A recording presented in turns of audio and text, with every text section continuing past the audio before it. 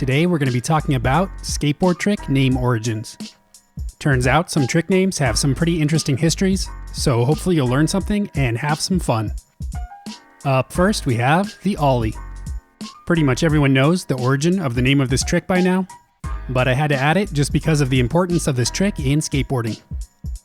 Back in the day, Alan Gelfand started doing some of the first no-handed aerials while skating pools.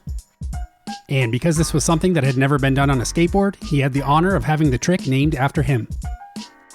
And lucky for us, his nickname happened to be Ollie, which is why we call them Ollies rather than Allens. Of course, Rodney Mullen later went on to perfect flat ground Ollies, and this eventually led the way to modern skateboarding as we know it. And fun little fact, the Nollie, which just stands for nose Ollie, was also invented by Rodney Mullen, who actually originally started by doing Nollie 360s and then later perfected them without the rotation. Up next we have the no comply. So the standard no comply is when you take your front foot off while popping the board, and you basically just end up doing kind of a one-footed Ollie foot plant. This one was invented by the legend John Lucero. Instead of using his hand to grab the board and do a boneless, Lucero was stepping his front foot off, but pushing his board into a parking block in order to get it to pop the same way. And these ended up being the first no complies. And it was actually Neil Blender who saw Lucero doing these, who said, "I don't understand, it's stupid, no comply." Coming up next we have the big spin. So a big spin is a pretty straightforward trick where your board does a 360 and your body does a 180 in the same direction. So this one's actually named after Brian Lottie. And while he didn't invent the trick, he certainly must have done it enough to have it named after him. And you may be wondering why we call it a big spin rather than a Brian spin or something weird like that.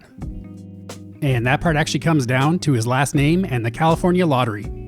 So basically from the mid 80s to the early 2000s, the California Lottery had a show called The Big Spin. And apparently someone thought Brian Lottie's last name sounded enough like lottery and they made the connection. For the next trick we have the boneless.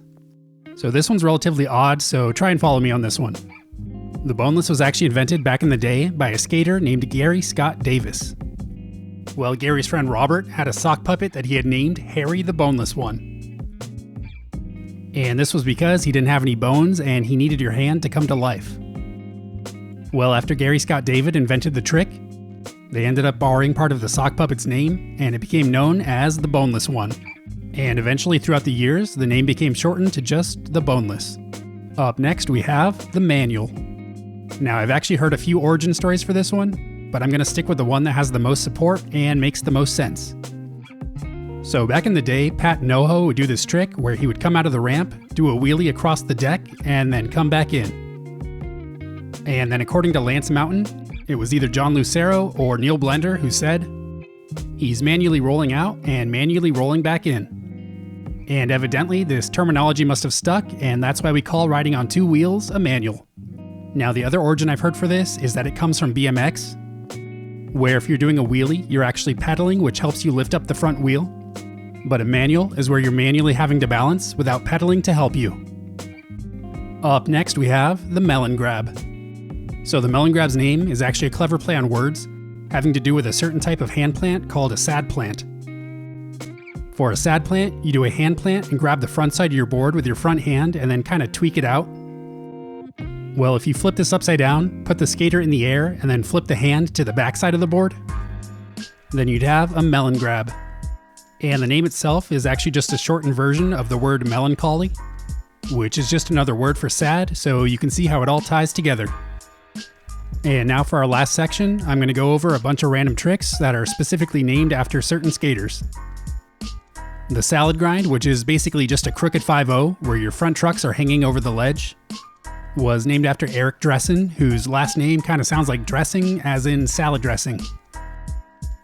The Smith grind was invented by a skater named Mike Smith, who first did the trick. The Susky grind, which is similar to a salad grind, except instead of having your trucks over the ledge, they're off over the side, was named after Aaron Susky.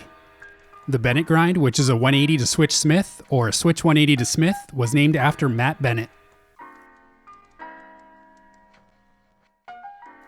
Caballerials are a trick I've gone over the name of in a different video. But basically, they're Fakie backside 360s, which were first done on vert by Steve Caballero. And if you take Caballero and mix it with aerial, then you get Caballerial. Succio grinds are named after Mark Succio, and they're basically alley-oop backside 180s to switch 5-0s. And now finally, two of the most infamous tricks. The Naudus spin was invented by Naudus Copus, and it's when you ollie up onto something like a fire hydrant or a pole jam, and it's in the center of your board, and then you spin around a few times and then come off. And finally we have the Primo.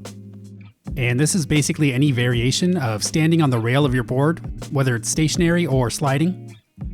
And this one was named after Primo Desiderio, who apparently was quite the superstar in the 80s. So that was just a fun little list of things I came across while trying to look up the name origins for skate tricks. And it definitely seems like some are a lot more concrete than others, but either way, it's definitely interesting. Like I mentioned in the beginning, hopefully you learned at least a little something, and if not, at least maybe you had some fun. So if you happen to know any other stories for the origin of trick names, or if you have any corrections to my list, then let me know down in the comments. Either way, keep skating, have fun, and stay safe. As always, I'd like to thank my Patreon pledgers for being so incredibly awesome. And I'd like to thank you for watching, and you can like and subscribe if you want.